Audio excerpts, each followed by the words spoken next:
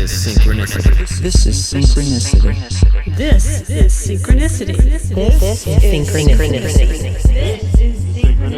This is Synchronicity. This is Synchronicity.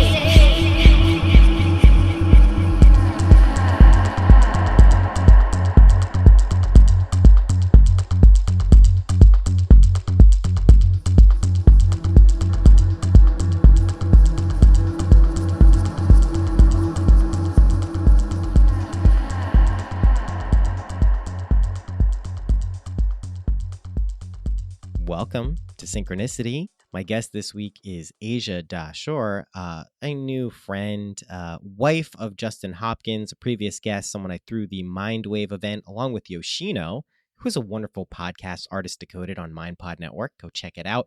Aja's been on that show. It's referenced in this episode. I definitely recommend checking it out if you enjoyed this one and haven't heard from Aja before, aren't familiar with who she is. Aja is a channeler and medium. We've had a few of those on this show. We've also had Dr. Eben Alexander, who wrote a very extensive and prominent book called Life After Death, and about his journeys when he was essentially clinically dead with bacterial meningitis. I bring it up because there's multiple ways we've looked at the topic of death on this show, right? From our own perspectives as the living, right? As an impending thing that's coming for all of us, whether we like it or not, but also ways that we can interact as the living with the dead, not only through memory, but also through felt experience and also communications, right? Two-way communications, potentially, too. So this is something that we get into pretty heavily in this episode because she is a medium and channeler. And she's also someone I think is the perfect person to be a medium and channeler because she recognizes how ridiculous it is to say often that you're a medium and channeler in today's culture, right? That's something that doesn't just kind of like roll off the tongue for most people. They're like, oh yeah, sure, no problem. Maybe if you're like me, you're like, oh yeah, sure, let me have a conversation and see what's up. But a lot of people will be like, no, come on, like that's not a real thing.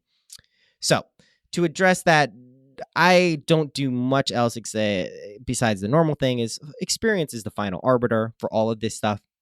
If you've had experience with dead people or entities or something like that, you probably don't need much convincing. If you're someone who hasn't experienced that but are open to it, you're going to love this episode. If you're someone who hasn't experienced that and are skeptical in a pejorative sense or a negative sense, you'll probably get something out of the episode, but you're probably not going to kind of, be able to latch on to many of the things we're speaking about here, just because you have to have some level of openness to this. So one exercise that I recommend for people, although I don't think there'll be very many listening to the show who are incredibly skeptical in a negative way, this is the thing that sound healer Tom Kenyon brought up, which was very useful to me initially because many of the things he was saying on my initial time when I went to go see him and I didn't know who he was sounded fucking insane. So he does this thing where there's an imaginary box. You have this psychic imaginary box that you put off to the side, not in your belief system, not in something you have to say, oh, yes, that is definitely true or definitely not true. You have a belief system, you put it off to the side and you say, okay, I don't really know about this, but I'm going to pretend that everything this person is saying is true and just put it in my imaginary box off to the side. I don't have to believe that.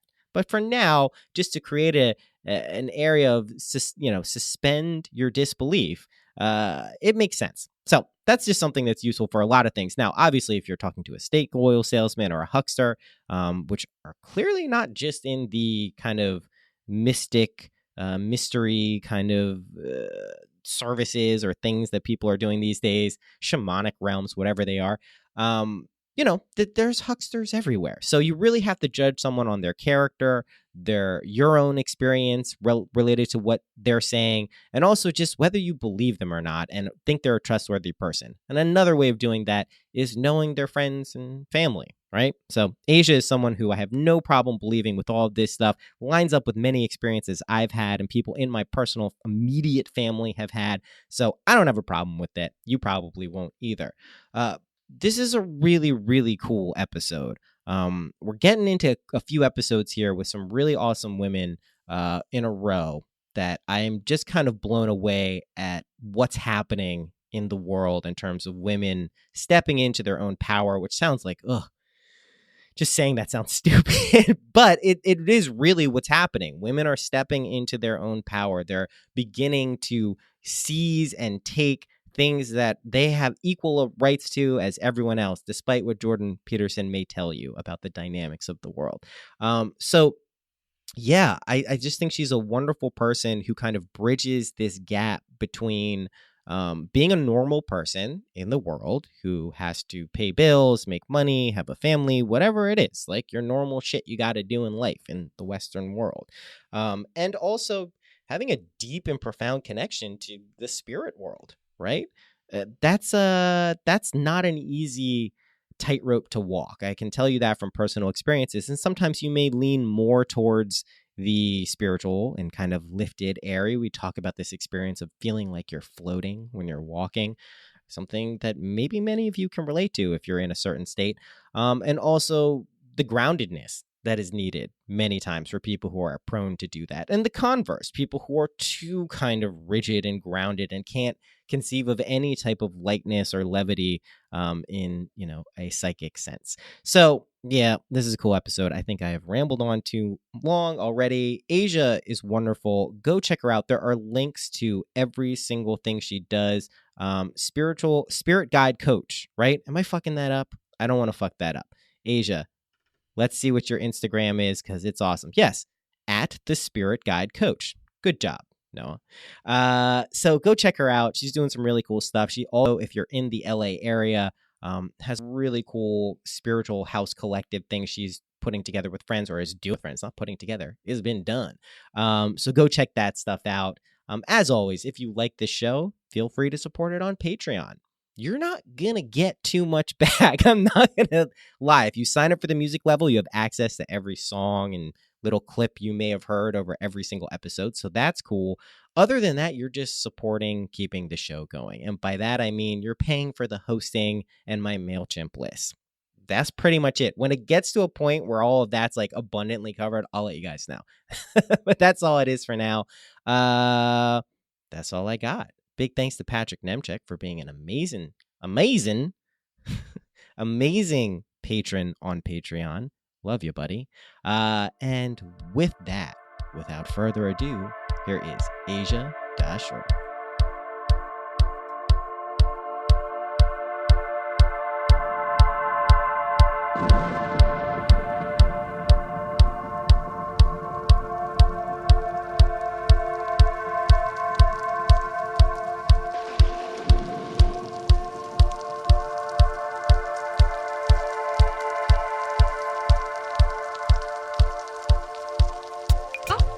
Hey, Aja. Hi. How are you doing? I'm good. How are you? I'm doing really well. That's great. I'm excited to speak to you today on the podcast. I'm excited to be spoken to on the podcast. Well, spoken with, we'll say. Spoken I think with, that's what we'll do. Is there anything before, I mean, it technically records as soon as you pick up, but is there anything you want to talk about or specifically don't want to talk about beforehand? I'm pretty open. Cool. That's the type of answer I like. Not that I don't think we'll be doing any probing. I've asked that question now probably like 120 times, and like very, very few people, but there are people who are like, I don't want to talk about this. I don't want to talk about that. It's usually, you can tell it's just like a hang up they have. I'm like, you'd be surprised what people talk about, and no one really cares. Yeah, no, I don't have any hang-ups yet. Maybe, when I've done more interviews, I'll have a long list. But as of right now, yeah, I'm wide open. Awesome, cool. Well, then let's just get started. Thank you for coming on. I'm really excited to speak to you. I was catching up, finding out more about you on Yoshino's podcast, so getting some biographical and some cool information. But I before we get started, just to explain to people listening, you're also the recent wife of former guest and good friend Justin Hopkins, which is saying a lot for people who know Justin. So that's really cool. I wanted to point that out. Yeah, Con- very excited to be married to Justin. He's an awesome guy. yeah, congrats, by the way. I haven't said it to Thank you. I said you. it to him. Cool. So you're a medium, and I want you to kind of explain to people what that means, what that entails, not only professionally, but what that kind of means in your life. And I thought like one of the cool things we could speak about specifically during this episode is kind of making or normalizing, I guess that's maybe a word I'm looking for, normalizing some of the things that mediums do, channeling and all of that stuff, because I think we're past the point where everyone is just gonna be like, no way, no way, like that's not a thing. She's not really doing that. So I think that's something we can kind of do in this episode. But what do you do? What's a medium? What's your profession? What are you doing? What am I doing? What am I doing with my life? Well, I mean, in really basic terms, I mean, a medium is basically an intermediary between the spirit world and our world. So I connect the two for people that are on this plane. More specifically, I have dubbed myself a spirit guide coach, which my profession and my practice basically centers on connecting people to their spiritual team, the spirit guides that they've chosen before they're incarnated to help them fulfill certain missions that they have or goals that they have in life. That is my main job, and I really love it. I mean, obviously, I talk to other spirits that come through when they come through during sessions, but my main goal is to connect people to their team so they feel more in tune, they feel more aligned with their path, and they feel more empowered to connect with their soul path, connect with their actual goals and desires. I love it. And so cosmologically, how did how does kind of the idea of a spirit world or people who are no longer on the earthly plane, how does that fit into your conception or understanding of what this realm is and maybe other realms that you speak of, in a spiritual sense, a more esoteric sense? So how does that kind of fit together for you? You mean how do I combine life on this plane with the other side? Yeah, because I mean, I think this is a theme that's emerged on this show, and for myself specifically, is how to kind of balance those two Oh, things. I've had experiences where you even mentioned, and something I was laughing as you were saying it on Yoshino's podcast. You felt like you were floating when you were going through yes. this. But that I can't tell you. So I have always been kind of spiritually attuned, empathetic, Mhm. empathic, and nothing clairvoyant too much. But I had an experience when I was about 20, brought on by LSD, which I'd done many times Mhm. before, where I essentially got blasted off into what I like to call like other dimensions, full access to them for 3 months unceasingly. So Oh, through sleep, through waking life, and it was nuts. And I remember specifically during that period of time when I just felt that I was vibrating physically, just it felt like high vibrations. I felt mhm. like I was floating everywhere I was Yep. going, like all of the Yep. time. So, yeah, like how do you kind of not mitigate, but how do you balance those two things? And I know you also in a previous life, kind of shut this down for a period of your adolescence and Yes. growing up. I did. Really wasn't ready. I mean, I had no idea that this was going to be my life. It was never my plan Yeah, yeah. at all to be a medium. In terms of balance, it's gotten pretty easy, but obviously in the beginning it was difficult. I even had an experience during the full moon on Friday night where I had a spirit visit me in a very aggressive and negative way, Mm, and it basically served as a reminder to me of that I need to be constantly vigilant and grounding myself so that I feel protected and yeah. that so Justin feels protected. I do a really good job of meditating every day and grounding myself, talking to friends and family. And then I spend a large part of the day, communicating with the other side. And that sometimes that balance isn't sometimes I'm not as diligent as I should be, but I'm really lucky that I have a supportive partner that helps me Mm. basically root myself in this life when I am not in session. Also, I mean, Yeah. I have a collective, so I'm constantly talking to other people about, galactic beings or about aliens, about, body hijacking. I'm constantly talking about, these amazing and magical experiences that go beyond this plane. But my home is my sanctuary, Yeah. and I definitely carve out time to make sure that I I'm in this reality. Well, you mentioned basically the two critical things that if I ever see or someone comes to me and says, "Hey, my friend is having a hard time or I'm having a hard time, I'm feeling kind of untethered." What worked for me was a support system, friends and family. Yes. At the end of the Yes. day, whether that's your community, your extended family of friends and loved ones, or your actual immediate family, like that tethering, like that's why we have those things. That's why we either find those people or born into families. Like there's some level of stability, hopefully, not in everyone's narrative, but hopefully that provides some level of support. So I'm like super happy to hear you mention that, because there's no superpower that I think No.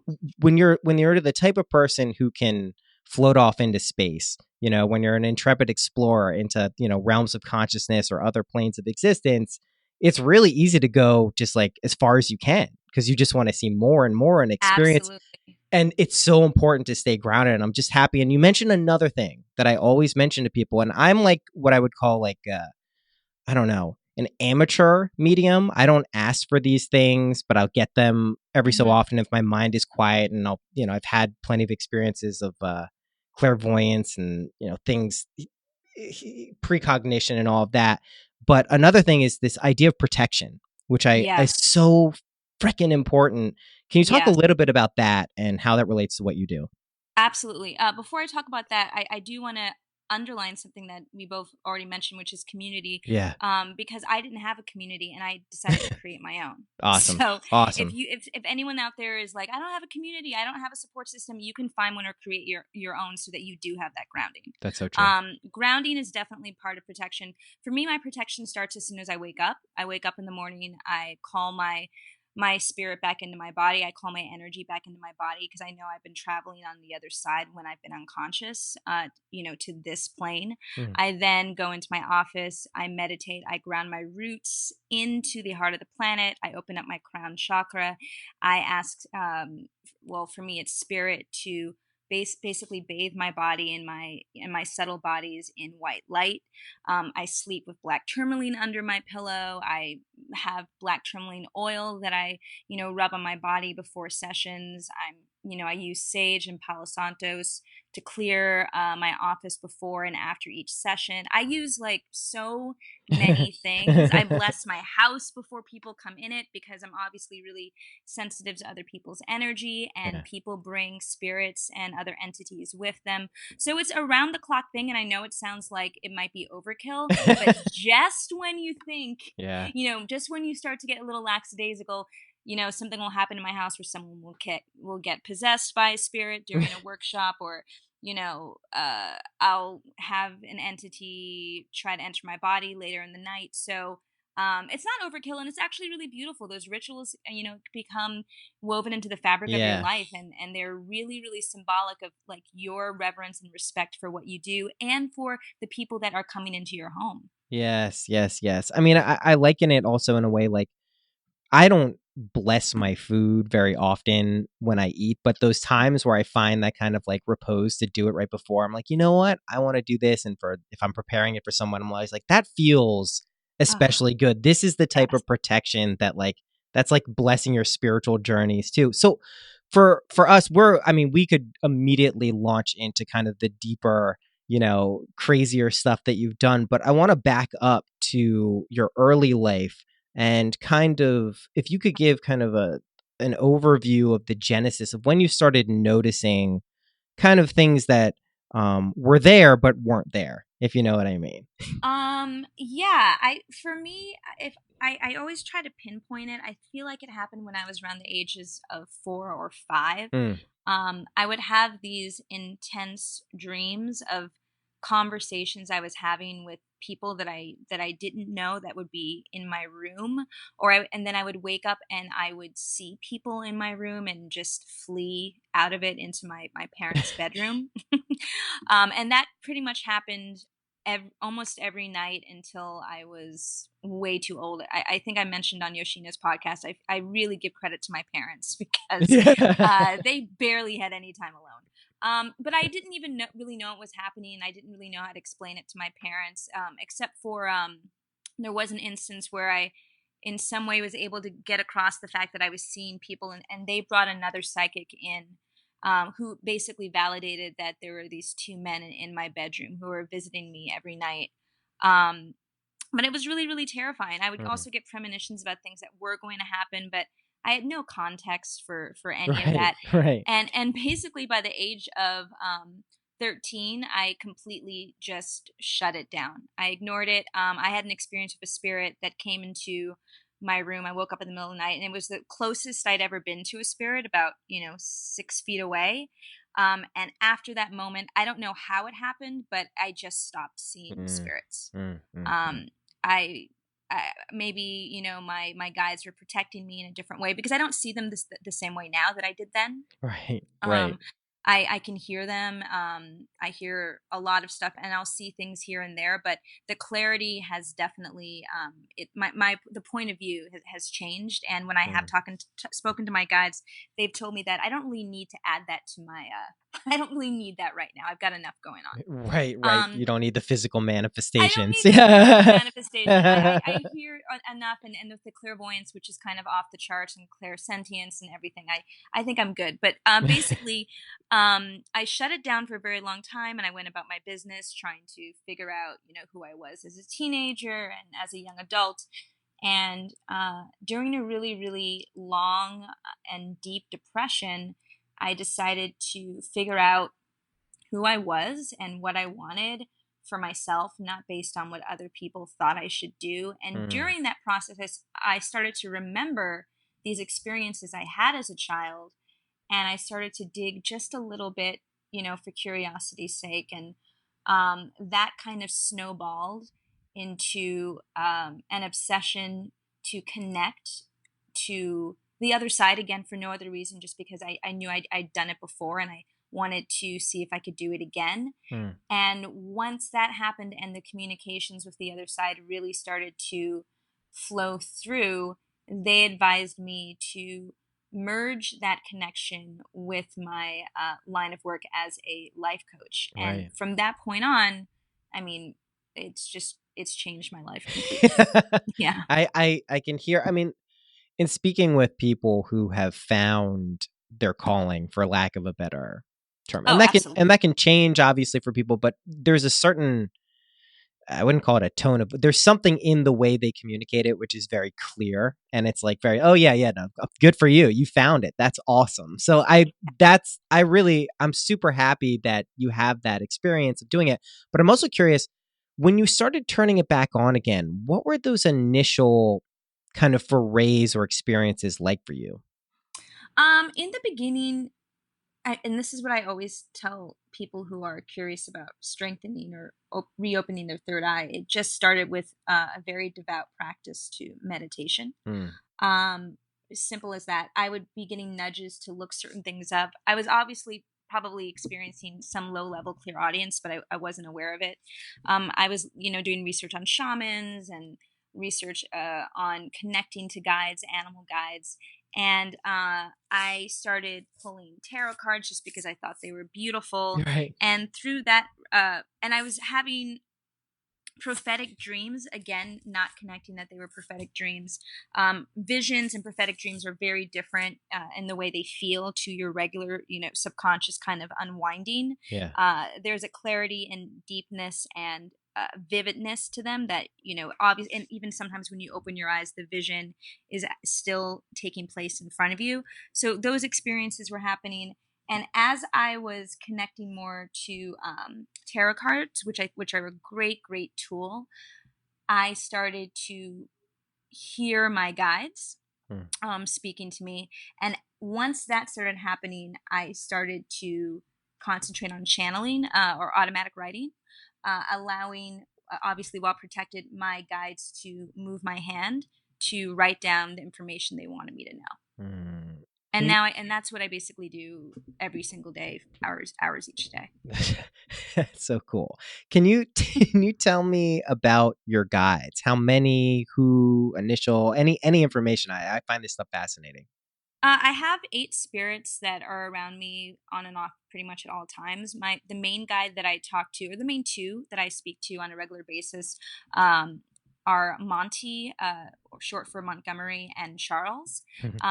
Monty was the first guide that has spoken to me, and he's got a lot of fire energy, and he's the one that basically pushed me to merge the 2 businesses to start a metaphysical collective. He's basically the voice I hear most often in my mind, and he and I were husband and wife in a previous life, which he's spoken to me about early on in my communications with him, but he prefers to discuss now ways that I can connect more to other spirits and how to expand my gifts or basically level up as often as possible. He's very strict. He's a very strict teacher. That's the type of just between you and me. That's the type of teachers I think people like you and me need.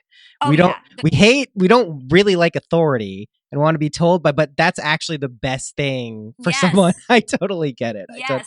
He's very intense energy. He's constantly, saying, what about this? And why haven't you done this? I'm like, Jesus, give me a break. Second. Yeah. So, but he's, I talk to him all the time if I'm upset or when I used to work a full-time job on my lunch break, I would go into my car and I would be really depressed, and he would immediately just start talking to me, telling me things were going to be okay, and that you've only got 6 more months until you're out of here. And, or I would do these little tests, which are kind of embarrassing, but because it's so hard when these things are happening, even when they're happening, to believe that yes. I was my next. You just intuited my next question. It's really, really intense. So I would do these little tests where I would ask him, if something was going to happen in the next few days, and something that I was positive was going to happen, and he would say it wouldn't, and then it wouldn't happen, and he would say, "Are you done? Are you satisfied?" And I would say, "Yeah, but what about this thing? Tell me what's going to happen here." Or Justin would he's really into boxing, and he would ask me who was going to win, and I would, tell him who they thought was going to win, and that person would win. And still there's that little thread of doubt that just likes to seep in, because logically on paper, it just doesn't make sense. Of course. But when you get inundated, this is where an element of faith kind of is juxtaposed with non-belief. I totally get it, because I have, spiritual guides and teachers who are recognized, who are not alive, but are recognized as people who did live. And listen, there are times where I don't want these teachers all the time. I don't want these people reminding me to love everyone and be nice to people who are dicks to me and those things. It's not convenient. But when you have experiences that kind of supersede that are deep in like the essence of who you are, you can't shake that. And sure, there may be some fancy pants neuroscientist or neuropharmacologist who wants to say, oh, well, that's just your default mode brain network telling you this. Yes. Oh, okay, sure. But guess what? When you actually have it for prolonged periods of times, obviously in your case, a continual state that you actively manage every day, or certain experiences that can last anywhere from hours to weeks to months to years, it's it's hard to dismiss that, especially when you do any type of cursory research. And with the internet these days, this has been going on forever. This isn't like some weird thing that's only happening to you. This is this happens. Well, absolutely, or you could go swing the other way and think that you're going insane, which I definitely of course for a while thought. You have to.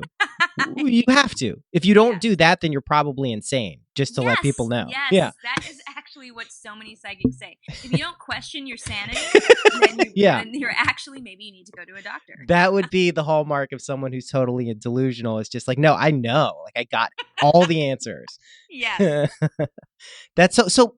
When you're Monty and Charles, so when you are communicating with your guides or they're communicating with you, what do you hear a distinct voice? How did you kind of flesh out that these were distinct entities or energies, as opposed to maybe some whimsical train of thought that you have kind of crystallized into something? How did that process, go about?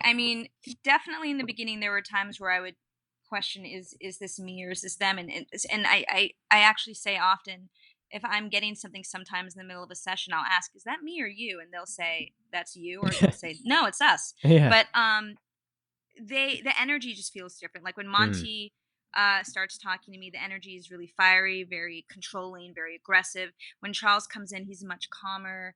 And they're saying things that I would never know. They're Right. showing me images of things that I've never seen before.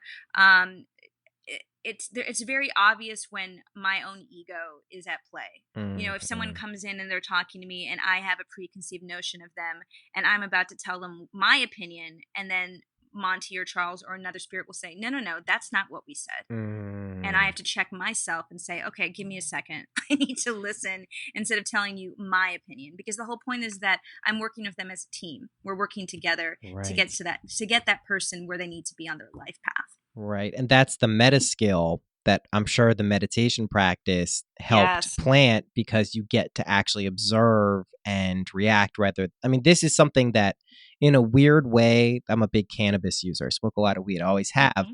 For people who get paranoid or have these very intense experiences, I think it's just not recognizing which thoughts are you and which ones are just stray kind of like tangents that are just bubbling up because you're synthesizing with the plant in a weird way.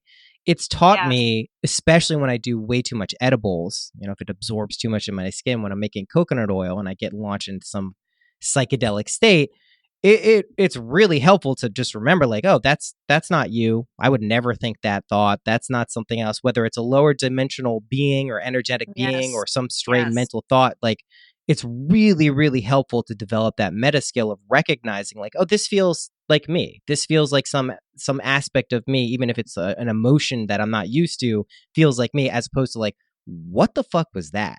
Like that. Yeah. I mean, it's about knowing yourself.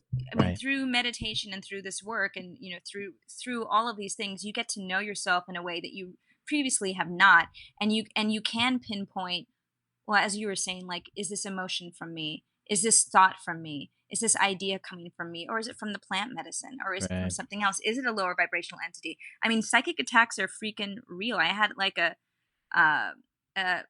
psychic attack the other night from an entity who was telling me he was gonna kill me in the middle of the night, and I was like, "Wow, that's really intense." Yeah, I was like, "Are you sure? Because I don't think you're gonna kill me." Because I'm still freaking here on this plane, and you're just floating around me. Well, But a year ago, that would have scared the shit out of me. So I've noticed it too, and I think there's a connection, obviously, between psyche and matter. I know when I have been very sick, gotten the flu or something very, very aggressive, I hear and feel voices in my head that I'm like, that's the virus, that's the whatever it is, like this thing is in me, and it's not just these cells attacking my body. There's a consciousness related to this, and it's palpable and it's visceral. I remember that from being a kid all the way to the last time I had the flu. I'm like, leave me alone.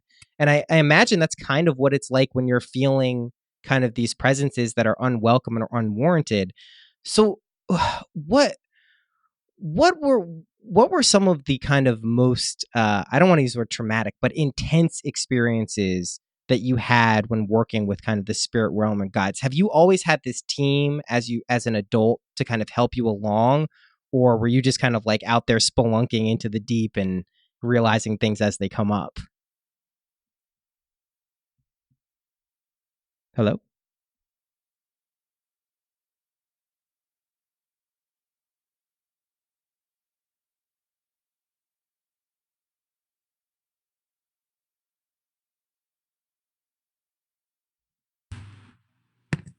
I lost you. It's the spirits, you know it.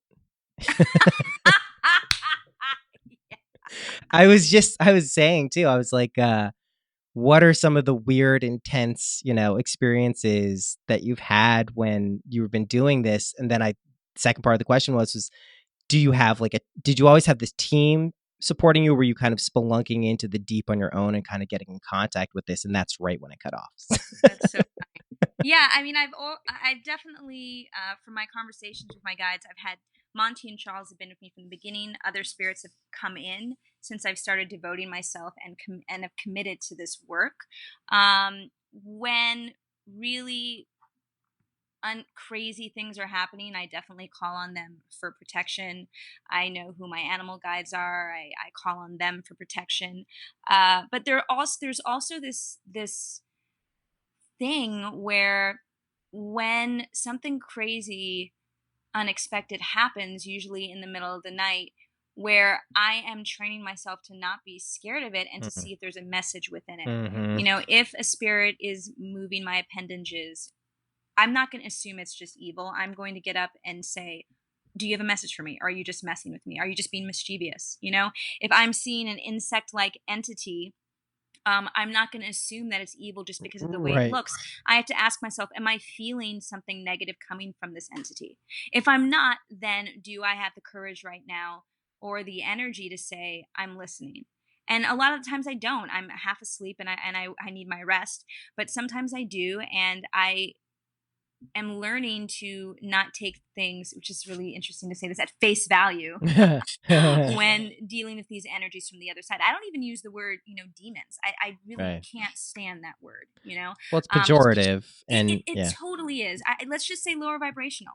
It's an energy that like I would normally not want to be connected with. I'm trying to connect to higher vibrational entities for that knowledge. But, there is a place for everything. There is a place for everything. And that lower vibrational entity might actually have a message for me if I choose to hear it, because I'm in control of my own body and I'm in control of my time. Yeah, and this is something that in Jungian psychology, I'm a big Carl Jung fan, they'll talk about the shadow side of that we all have for ourselves. And sometimes these lower vibrational emanations could be a reflection of our own shadow side, that there's something in there for us. It's not some demon or some horrible thing we want to push away always and say no. But also what you're saying too is totally valid. Like if you don't have time for it and you're not ready for it, it's okay to be like, nah, I'm good. Like I'm totally good on this. Please back off.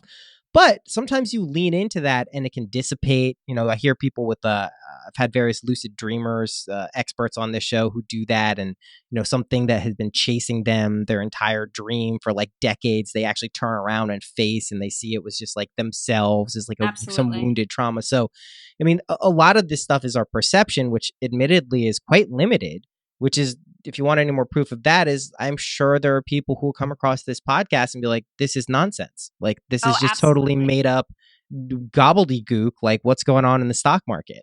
And I would understand. I would completely understand their point of view, 100%. Because I've been that skeptic even with the experiences I had as a child. So I feel for those people. I understand. You have to be, though, because like you have to be a skeptic of your own.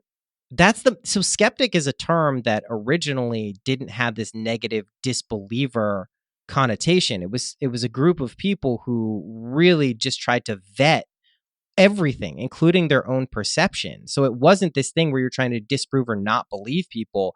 It was trying to get to the truth of the matter. So a healthy dose of skepticism for one's own experiences and that of others is great. But if it becomes this weird judgmental kind of like hang up that your ego is using to protect itself, that doesn't serve anyone, least of which yourself.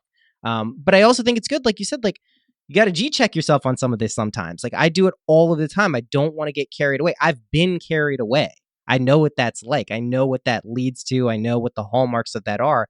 That tethering, whether it's another person, family, community, or just your own kind of resiliency to check those things is critical. I mean, because when we're talking about this stuff, there's two things I try to keep in mind. One is, let's be open to these experiences and investigate them. If someone's telling me it's a true thing and I get the vibe that this is an honest person, I totally believe them.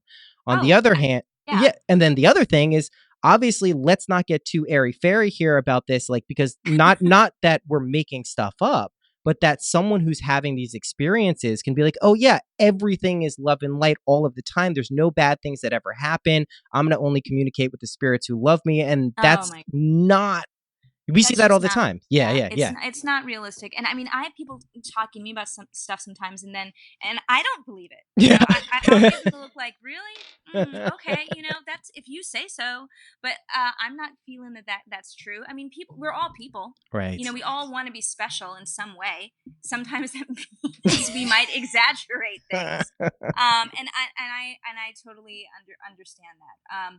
But yeah, I'm definitely am skeptical of my own existence resistance at times. I definitely read over things I've written. I definitely ask my guides questions to challenge them because, I don't want to just swallow everything whole. I want to remain objective as much as possible because what I'm dealing with is, I tell people all the time, I feel like I'm working with smoke. Yeah. It's just, it disappears, it appears and disappears, it changes form. And I'm constantly just trying to catch up. Yeah, that is kind of what it feels like. Well, because it moves a little bit faster, or a lot faster than we do in this realm. That's what it is. You're trying to catch these, and bring them into the temporal realm. So what's that like? What's the conception of time like, or temporality for your guides, for your spirits, for people who have passed? What's that like, in conversations you've had or experiences? What's your understanding of that? Well, they tell me that for them, everything is, this is definitely oversimplifying, but everything's kind of happening at once. Right. They can jump into the future, into the past. When I first started talking to them on a regular basis, I would ask like what certain years, what's going on in certain decades, and they would tell me, the world actually doesn't exist in this time period as it does now. I mean, all kinds of weird and crazy stuff.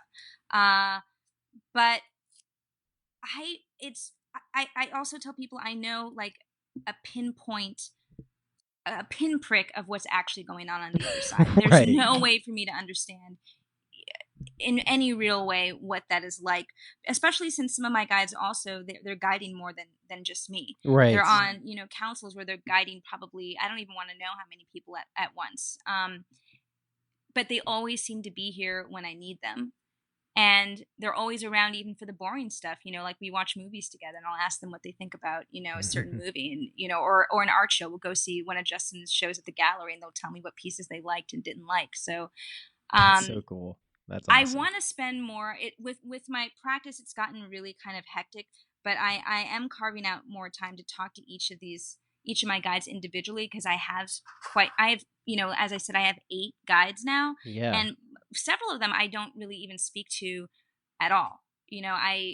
Unfortunately for them, they have things they want to teach me and I'm so focused on the things that I need to get through each day that I haven't given them the time to really speak for themselves and tell me what messages they have. So that's definitely one of the things I need to focus on in the next few months. How do you manage kind of this internal space? Because I always really admire people who can walk this line of recognizing and interacting with the spirit world or non-physical world, and also run a life, have a zip code, have a husband, have a real life, and kind of manage those things.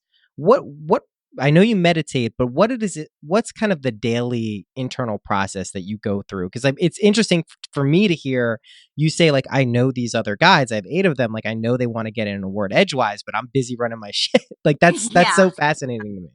Yeah. I mean, I'm really lucky that my work is connecting to the other side. When I had another job, it would be really difficult for me to, to say have spoken to certain spirits an hour previously and then go into work and help someone pick out, an outfit for a movie premiere. It got to be very, very bizarre. And I got to feel very disconnected. And what I saw happening was that people would come in and inevitably it would be like a therapy session in the middle of a store, because obviously guides are bringing them in to talk to me and to speak to my guides. It got very chaotic. So anyone who is doing this type of work and is working a 9 to 5 in front of a computer or is a lawyer or a doctor, I mean, I have so much admiration for you, because it is very difficult to find that balance. I have my times carved out in the day that are for spirit work, and then I am off the clock. And in the beginning, it was really difficult for me to alert them to my boundaries, because they would just keep talking and they still do after a session's over. They'll kind of like throw in a couple extra sentences like, don't forget to tell her or him this and blah blah blah blah, and I'm like, yes, I have to imagine this big volume dial that I'm just slowly turning all the way down to 0, because otherwise they'll just keep talking. And it's almost like I don't know if you've read any X-Men comic books. I have. I loved them growing up. I thought I was an X-Men. I was convinced. Oh, well, I mean, it seems like you are. But it's very much, going to school, and you're learning, what your superpower is, and you're learning how to control it and how to manage it. Yeah. Because in the beginning of this conversation, we were talking about the fact that I felt like I was floating in the beginning, and I had no idea how to control that. And then I would get in the car and I would drive, and I would hear, crazy psychic attack stuff would be happening while I was driving, and I would almost run a red light. So there is trial and error there. There is, you're learning how you can alert the other side that you want to remain connected, but that this is your life here on this plane. Yeah. And that there's a line in the sand, and they are not allowed to cross that line in the sand. Which you can imagine from their perspective how that's not something that would even necessarily be taken as like an oh, how dare you. It's just they don't, if time isn't functioning the way it does in linear fashion here for us, that's something that would need to be communicated. Otherwise, it would just be like, yeah, I'm going to say this stuff because it needs to be said. And I see you're in this position right as I'm speaking to you. So it makes sense. And that's really interesting too, because I think a lot of people who have these experiences when they're younger, or if they start bubbling up during psychedelic experiences, or when they're older, it can be like, oh my God, like I know people who have, prodded a little too much into certain realms of the occult. And I was like, hey, you maybe want to be careful. I don't think you know what you're doing. And then inevitably will come back to me like a month or two later and be like, holy shit, I think like I opened up some portal to some fucked up thing. I'm like, yeah, like don't do that. Yeah. Well, that's the thing too. It's about respect. Right. I have so much respect for the other side because I know that because I know how limited my expertise is within this. Like I know what I know. I know how to communicate with my guides. When other spirits even come in, for the most part, they speak to my guides. It's almost like telephone when they speak to me. I don't allow those spirits. Like a buffer. Yeah. I always have that buffer. And also they're always going to, as you and I are talking, they're telling me stuff. They're showing me stuff with you. And I'm like, this is not. What are they saying? What are they saying? Well, the only time that because then I can't really concentrate. It's like that semi-trance state. Right. They were just showing me that because when you were talking about, your spiritual team and your guides and the people, or the entities that you have around you, they were showing me an old woman with white hair, looking out a window in a rocking chair. And I was like, well, I don't know who that is, but I don't have time to talk about that right now. But they're always going to be trying to give you information because, they're messages that they're hoping that we receive. And I totally respect that, and it's such a beautiful thing, but I'm living on this plane in this life for a reason, and I have to be able, in order for me to keep doing that work, I have to have my boundaries, and they have to respect them. And sometimes, they don't, or when these entities come in the middle of the night, I'm like, you are not respecting my boundaries right now. I'm not going to acknowledge you because you have broken that bare minimum code that I have. Right. My sleep is my time. My bedroom is this is my sanctuary, and you've crossed that. So it's almost you're creating this. You're not creating. You're learning from each other what's okay and what's not. Right. And that takes time. Like any relationship, Like I'll argue with them in the middle of the night.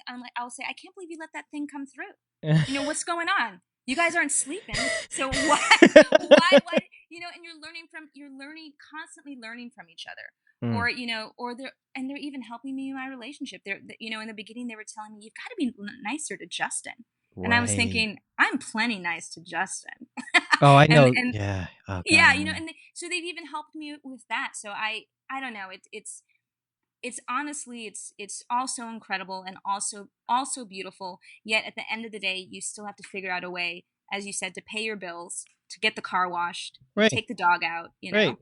and do things like this interview. Right. Well, I mean, that's the thing. Like, that's where I think our culture, or at least a faction, a subset of it, it seems to be, especially, this in the artist collectives, this kind of new spirituality that is acknowledging all of these fantastic, mystical, amazing things that really have been suppressed for millennia. Yes. But also we're not moving in directly right away into some completely different utopian version of nothing else is happening. Like, this is a transitional period for people who can't feel that at this point. I know those people don't exist, but this is what we're here to do. I mean, it has always felt like to me, and all the confirmations I've got in my life, that life is not some random place we're thrown to just see if we can survive and then it's over. It feels very much like a very intentional and conscious choice that is made Oh, by absolutely. ourselves. Right. Absolutely. Yes. So it feels like if that's the case, like, well, then what are we here for? I don't think it's a mistake that my car payment is this much and daycare is expensive and all these things. Like there's a relationship here between my internal states, between what I'm supposed to be doing here and the actual facts of reality. And to kind of eschew the facts of reality to allow that other stuff to happen is just doing the same dance in a different way. It's not the dance we're supposed to be doing. So I love that there's this kind of integrative aspect of what you're doing and how you're bringing this to people. And when Justin, no, please go. Well, my apologies, but I was talking to a friend. I don't know if you know her, Rachel Howe. She's a wonderful artist and healer as well, and she connects a lot with the earth and plant medicine. But she was telling me, because we were talking about this balance, this dance we all are a part of, and she was telling me that a couple thousand years ago, we'd be sitting up in some mountain. People would be bringing us plates of food, Right. Offerings, and all we would do is all day is prophesize Right. and give advice. But also, now we're in this culture where we are asserting ourselves in a new way. We don't have to be as fearful as we used to. We don't have to hide who we are or run for fear of burning or hanging or disembowelment. Instead, we have to live our lives, talk to people, deal with people who think we're crazy, and also have families and raise children and travel the world and gain different experiences, because I definitely believe that the same souls come back over and over again to help heal those previous experiences and deepen our relationship to the other side, so that eventually we can merge the two in a much deeper way. Yes. And all really know who our spiritual teams are, in order to help us learn those lessons, if not faster, but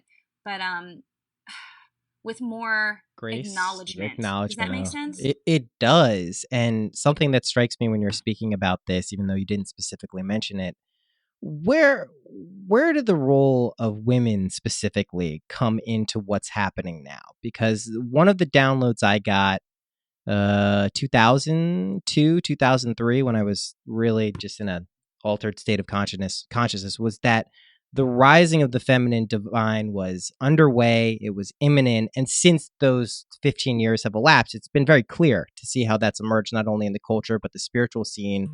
I know that a lot of your business is also focused on empowering women to kind of acknowledge and get in touch with this stuff. Where does that come from in your life, and where does that fit into all of this? Well, I believe that women are natural nurturers. It's within our DNA to give, those who identify as female. And I feel like through the patriarchy and a lot of negative social programming, we've been pushed to give and give and give without giving to ourselves. And the whole point of this time period is to begin giving to ourselves unapologetically, acknowledging our gifts unapologetically, standing our ground unapologetically, so that we then can continue to give from a place that is not full of resentment and negativity, because we naturally want to give and to help. Not especially, but when it comes to the spiritual community, the metaphysical community, so often there have been women of great power and connection, and that were, killed, or that had to go into hiding, or had to pretend, cloak their practices or their religion with odes to Christianity or Catholicism, and we don't have to do that anymore. And we shouldn't do that anymore. The secrecy doesn't need to be there. And I am hoping that women realize that if they can see things, if they can hear things, if they can heal, that there's a place for them, and that they shouldn't feel as though that they are less than, or that they are crazy or too sensitive. Right. That they have been, given these gifts definitely in other lifetimes, and they're here in this lifetime because finally we don't have to pretend anymore. Yeah. I mean, it's I'm so glad you said all that and are doing all that. More importantly, it's, you know, I've noticed over the years being relatively empathic for a man, exceptionally empathic, that women seem to grok this stuff in a way so much more quickly. I mean, I can't even tell you, like, I have friends who are just like really into, paranormal stuff and psychedelics and psychic phenomenon and meditation in the mind, but to see them kind of like grope at it through like intellectual pursuits and things like that, I'm like, if you Yes. just drop that shit for like Oh my a God. little bit, you could actually get this without having to go. I'm so glad you just said that. I had a conversation with two women last night. We were talking about how, how a lot of men, they will, sit for ayahuasca or they'll do mushrooms or LSD, and they'll have these profound experiences. Yeah. And then the experience over, and it's like they zip up this like man suit, and they're like, and do do do do do do do. Yeah. I'm a closed off male again, and we're just like, what are you doing? It's nuts, right? It's like it's that whole idea of control. Like I have to control or go to Burning Man. I have to control even the times when I'm not in control. Instead of let me take that magical experience and implement it into my day-to-day existence so that I can continue to grow instead of just shrinking it down to like this one, these few hours. It makes me so sad.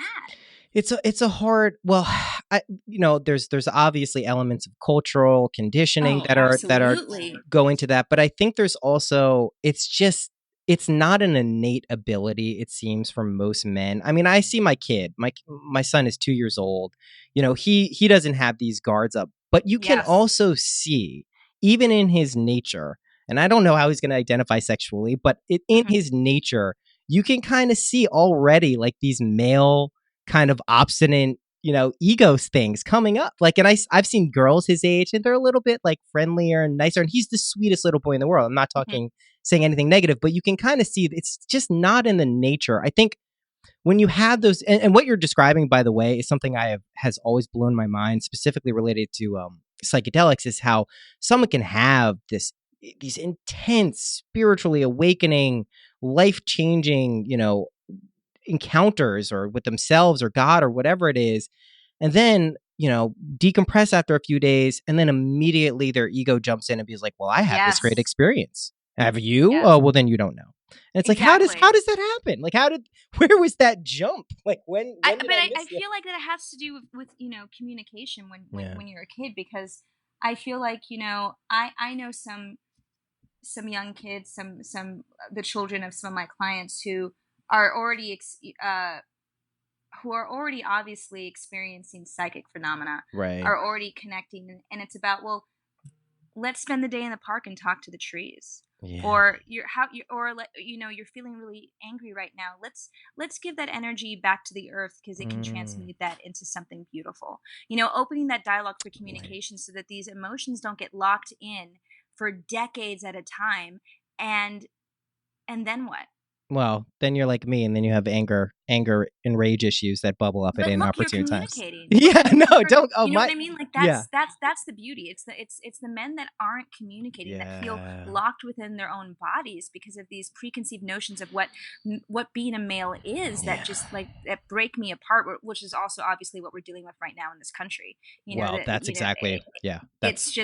nuts. That's nuts. That is nuts, and I mean, it's more nuts than anything than speaking with guides, because the truth is that the disaffected, predominantly white males in this country are yet again being groomed to kind of believe this idea that things are fair for everyone else, and then when they get a dose of like some level of any type of level of not fairness, they're like, what the fuck is this? Exactly. How dare the universe do this to me? You're like, are you kidding me? It's like, wake the fuck up. It's so crazy. Well, I mean, and it's something that I've specifically tried to speak more about. I mean, as a white dude with the podcast, I routinely have to check to make sure that I'm not just kind of dismissing things that are going on in the world. And one of the things that I really kind of gotten on my, moral outrage horse for is what's been going on at the borders with them taking kids and stuff. And and like, I just would love to hear more people who look like me just talk about it. You don't have to do anything else, but just be like, hey, yo, this is fucked up. Because like Yeah. it All has it to. takes Yeah, is yeah, someone, speaking up. I mean, I was talking to Justin about, this whole horrible Nia Wilson yeah, murder, and people calling out on Instagram, black women calling out white feminists and saying, where are all my white feminists? yeah. Like, instead of, obviously it's all important. We need to talk about the earth. We need to talk about saving the planet. We need Exactly. to talk about, but you have a huge platform. Let's talk about, black women, black men, black children being That's right. murdered. If you That have a platform, it is absolutely your obligation to do that. I I don't want to see a photo of like a cute dog in a forest. Like, tell me that you know what's going on in the world so that other people can be informed. when you're saying this, I get the little tinglies and chills. The truth is like that. That's what it is. Like that is what is that connection between Nia Wilson or someone who's had a horrible injustice happen to them or happening to them. Like, if you don't acknowledge that, you're cutting off some element of yourself. It means all of these other pursuits that you're aspiring to is Chogyam Trungpa's glorified spiritual materialism. And that Yes. shit is the cancer that eats away at a true spiritual pursuit. It doesn't like destroy you. You're not going to die. We're timeless and eternal, but it'll slow your shit down. Like, Well, it makes you. I feel like it makes you a fraud, especially in the it spiritual does. Thank you. Well, talking I about yeah, connecting and communicating and being more than and greater than and tuning in. If you're only tuning in to what serves you, then you're not truly being of service. And if you're a healer or a facilitator in that capacity, that is your commitment that's to right. be of service. That's right. I mean, it's bumped up sophistry, which is where you're basically charging people for wisdom, which is fine to do if there's some service that it is actually helping. But if you're just my doing God. it for yourself, like you are, that's what it is. It's Well, it's we could fraudulent. talk about that too. People that are charging like $1,000 Yeah. for. I can't. I mean, it just blows my mind. I don't get it either. I mean, it's I grew up. Not grew up. My profession was started, helping nonprofits in the spiritual world as a digital marketer, and that was born out of just seeing people rip people off with web-based stuff. But I mean, it's everywhere. It's Yes. literally rampant. Some of your favorite, or not favorite, but most prominent teachers engage in this type of stuff, and I think it's really important to start talking about it and not stop talking about it, because that, not to mention the karmic debt that they're inflicting on other people or the troubles there. But what always blows my mind, Asia, is that the people who do that, who seemingly have some understanding of how this shit works, don't recognize that what they're doing to themselves karmically and what they're bringing and inviting into their lives is way worse than whatever benefit they're getting. Like, it just doesn't. Yes. It's nuts. It's fucking Well, I mean, nuts. but I've had women talk to me even about like my pricing and ask, why aren't you charging more? Why Yeah. can't why don't you? And I'm like, why do you, first of all, why do you want me to charge more? What? Who is this hurting you that Yeah. I'm not charging more? And also, I also feel like it has to do because obviously people's prices, what they charge, change over time. And it has to do with my own spiritual journey. Yeah. Maybe when I'm further along, I will charge a little more. But this is what I feel comfortable with, where I am at with what I am learning right now. I'm not going to just like slap a high price tag on Right. something unless I feel like I can give that person what that energy is worth. And You the know, it's converse just- is true too. Like, just to be clear, Yes. like, people forget that. I mean, especially artists or creative people who don't have, there's not a fixed market value for what they're Yes. doing. Like, it's the exact same thing. Like, you'll feel it and just stay in tune with that. Whether it's too much or too little, you'll get the signals there. That's super important. Well, I do want to mention that some people in the healing community also are staunch believers in not charging anything or not knowing what their worth is. And I want, if any of those people are listening, I want them to know that you are being of service, you are exchanging energy, you are doing healing work, and in order to continue to do that, you have to be able to survive and eat and provide you a burn roof out. over your head. Yeah, and because you will burn out. So make sure that you are getting something in exchange that feels appropriate to what you are giving, so that you can continue this calling and being of service to others. Yeah, I mean, we have these weird axioms that the money is the root of all evil, and we can argue, and debate, where money fits in, but it's energy at the end of the day. Exactly. The person philanthropically giving away $1 million is using the same money as someone who stole that $1 million from, a poor retired couple. So Yes, it's the same thing. It's neutral. It's what intention you have behind it. And if, you're honestly and ethically charging what you're supposed to be charging for whatever it is, like you're good. Like you're Absolutely. good. Yeah. I agree. Well, truthfully, we could talk forever, but we're gonna wrap this up. We'll talk about the old lady in the rocking chair with the white hair sometime soon, hopefully. But when and also I want to get back out to LA and see you guys because it was so I much love fun. that. Yeah, it was awesome when I saw Justin Yoshino out there and we did the event. So hopefully something in our future is brewing. But before we go, I have 3 quick questions and then one slightly longer question, and then we'll wrap it up. But thank you. So this has been incredibly fun, and like I said, we could probably talk for hours on end, but we have lives, right? Yeah. So balance. Yeah, exactly. First question: what's your favorite color? Ooh. You know what's interesting? In the middle of you asking that, one of my guides said black, and I was like, black? I don't think that's my favorite color. Maybe that's his favorite color. Which guide was it? Monty said black, but I think he said black because I've been talking a lot about black magic, white magic, being afraid of the dark. So I'm going to stick with black. Black, I think, has a deeper meaning. So I will work on it becoming my favorite color. Right now, it can be too. That's awesome. Yes. What's your favorite number? 3. Cool. That was a big one for me for a long time. What is your favorite animal? Oh, that is actually a tough one. I'm gonna say my my favorite animal. I'll just my strongest spirit animal right now is a tiger named Sam. So I'm gonna go with a tiger. So in my head, I had cat, feline. That's interesting. There you go. We're doing it. There we go. So last question. What's a practical tip that has helped you in your life that you could share with people listening? Trust yourself. You know what you should be doing. You have all the answers inside of you. If you just stop doubting and trust what you feel in your heart you should be doing, you will never go astray. I love it. Aja, thank you again so much for doing this. It's so much fun. Send Justin my love, and we'll hopefully see each other in person in the not too distant future. Oh, thank you for having me. This was amazing. It's just been so much fun, and I can't wait to see you in real life. Yeah. All right. Goodbye to you and your guides. Bye.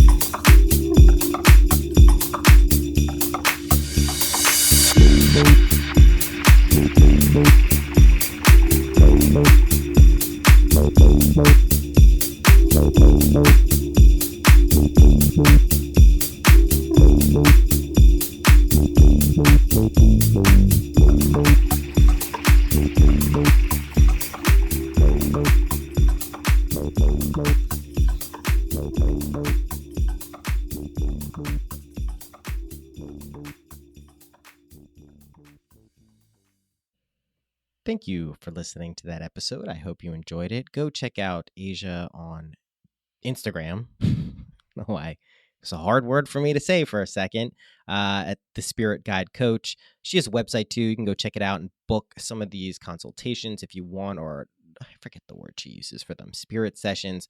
This shit's pretty cool. I'm probably going to do one myself. Not going to lie about it. So that's it for this episode. Like I said, we got a string of awesome women coming up on the show, which I'm pretty happy about, just because it's something I've wanted to do more of, have more women on the show. And that's something that I'm doing. And it hasn't been, in case you haven't noticed, I don't really do a tremendous amount of planning for guests. That caught up to me when I really didn't have a lot of time to do this podcast. I was like, oh shit, I gotta know guests. However, when things are flowing and kind of working in the synchronistic way they tend to with this show, you get some really cool kind of veins of thought and ideas and wisdom. And I know, from already having done many of these episodes that are coming in the next few weeks, I know you guys are gonna enjoy. So that's it Oh, I just yawned in the middle of the outro. I'm a little tired. Thanks for listening, and I will see you next week.